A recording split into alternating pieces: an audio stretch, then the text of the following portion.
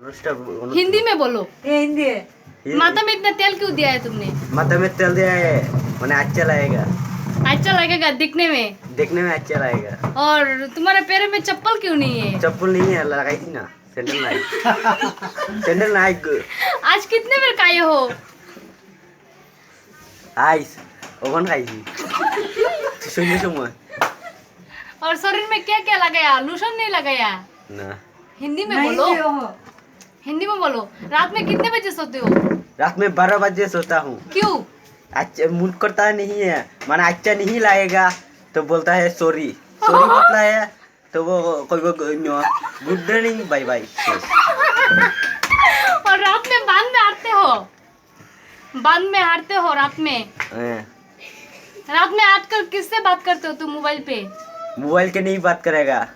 तुम्हारे मोबाइल के किसका अच्छे गाना अच्छे है? मनुष्य लगे बात करेगा, अकारबा लगे बात करेगा नहीं है।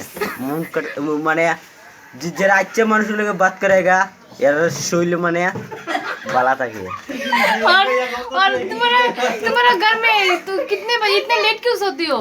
इतने घर में सोता हूँ दे हैं? सोते लागे हुए होते। Ô, mẹ ơi!